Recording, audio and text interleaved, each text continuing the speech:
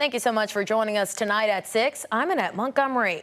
That rain is coming down and flood warnings are already posted. So let's get right over to Chief Meteorologist Rachel Frank with the latest. Rachel. Yeah, there's a flash flood warning in effect right now for lower Fairfield County, where over 5 inches of rain have come down. And that's today. And those parts of the state also had very, very heavy rain on Saturday as well. So this is just adding insult to injury.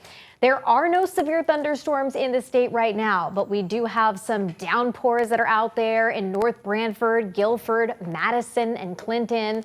Again, benign. It's wet. You need the windshield wipers, but this is not severe. It is a bit breezy, but we're not seeing damaging winds right now in Colchester and Coventry.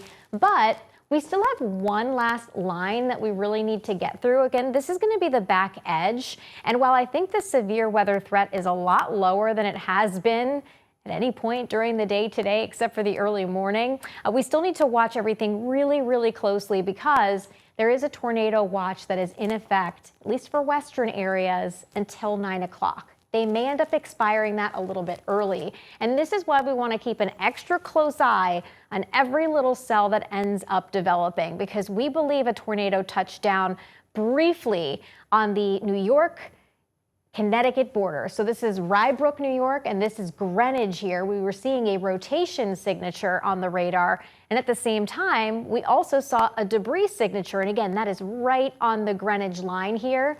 It looks like that debris continued into Greenwich for about 10 minutes. So it's unclear whether or not that tornado stayed on the ground or if that debris just stayed in the sky, because after the storm crossed into Connecticut, we could no longer see that rotation on the radar. We did reach out to the National Weather Service in New York, and they said they are not ready to do any confirming just yet, but they are in contact with emergency managers that are in Rye Brook, and they are planning on doing a survey there. So we'll keep you posted on that. And that's why, again, we're watching every little cell that pops up really closely.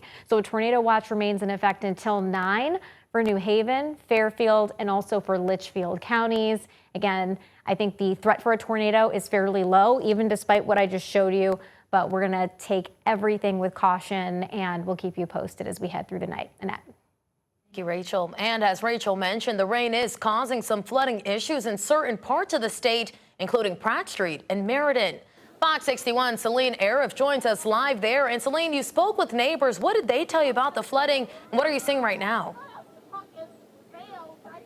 Hey guys, good evening. Yeah, we did talk to people in the area who tell us this area is really prone to flooding. If you take a look over this way with me, you can actually see, I don't know if you can look over into the grass here, but that is how far the water reached. You see that line of debris. That is how far the water went all the way out to, and you're going to see some videos coming up in just a few seconds here of how bad the flooding truly was. And now we did talk to several folks in the area who were joking that they really needed a boat to get across Meriden today. And one of the people we talked to is actually the owner of this business right here on Pratt Street, Meriden Mart and Deli. And he says he actually knew it was going to flood today. And he knew that because his business has been on this corner for years, and he says it's flooded just like this in the past when they got this much rain. And he says since the city knows about the flooding problems in the area, he hopes that they can maybe install more drains or maybe clear the drains more often to prevent the same problem. Is more worst, more flood. Is go our whole store inside, and our basement is flood go in the basement. Lot of loss. I go complain the city hall, everything. We say, okay, we'll take a look, nothing. Now, this is an example of what could very easily clog a drain. We've got trash here, we've got plastic, we've got cardboard, just leaves and debris. And if you have one of these drains in your neighborhood and it's safe to do so, just by clearing it, it could be a huge help to prevent flooding in your area. Live in Meriden, Celine Arif, Fox 61. Great tips. Thank you so much, Celine. And in East Windsor, power has now been restored for dozens of customers after a large tree and power lines fell into the road and knocked power out for some time. This happened this afternoon on Ellsworth Road between Allen Drive and Amelia Road. The Broadbrook Fire Department said the tree brought down the live wires with it, making the road impassable for a time. They have since reopened the road, and according to the outage map, Power has been restored for all customers in the area. And make sure to stay up to date on the latest severe weather using the Fox 61 app. Just scan the QR code on your screen to download and stream for free. You can also find a live radar to stay up to date wherever you are.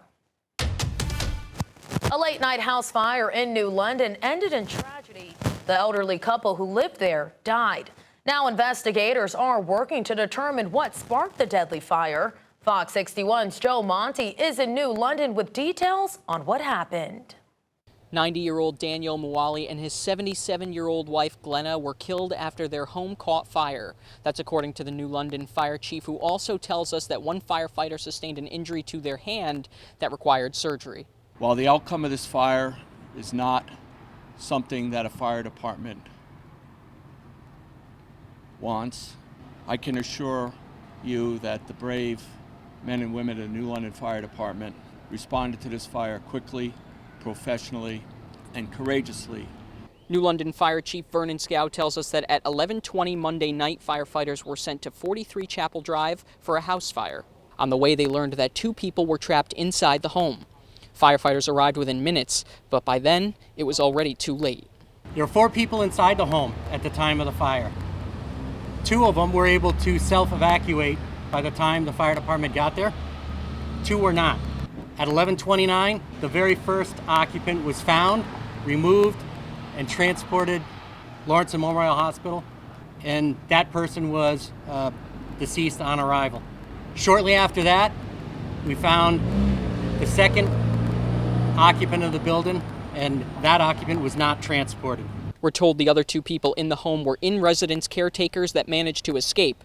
Chief Scow says the main fire was put out almost immediately. It started on the first floor and worked its way up through the walls of this old home and into the second floor.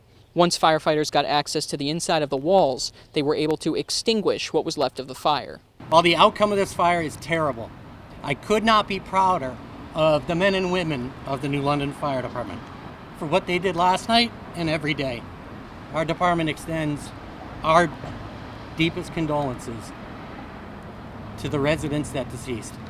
We're told the injured firefighter has since been released from the hospital and is doing okay. We're told that the state fire marshal, as well as New London Fire and Police Department, are investigating this scene here. We are awaiting more updates, and as soon as we get them, we'll bring them to you on air and online at fox61.com.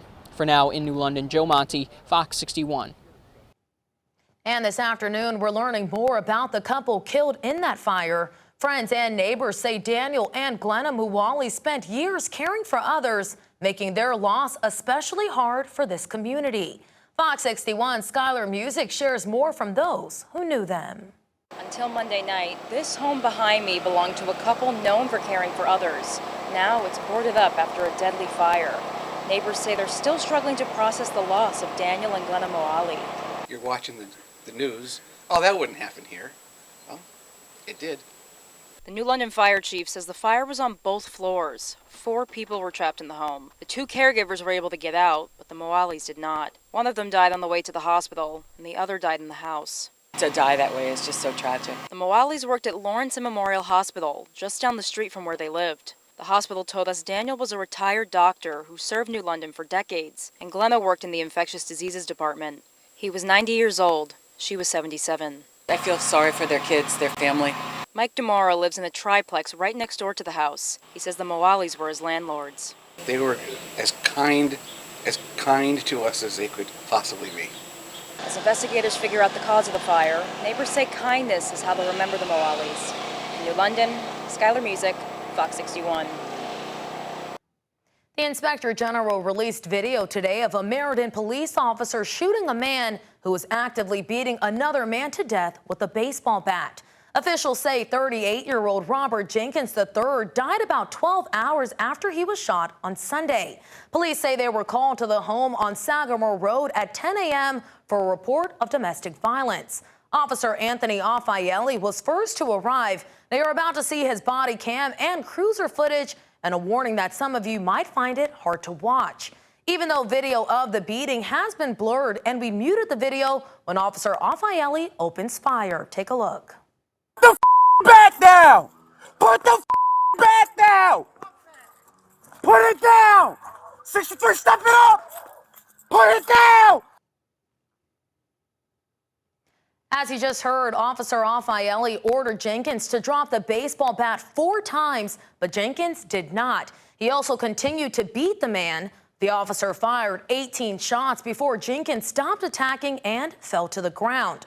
And Jenkins died at a hospital. The chief medical examiner said he died from multiple gunshot wounds to the torso.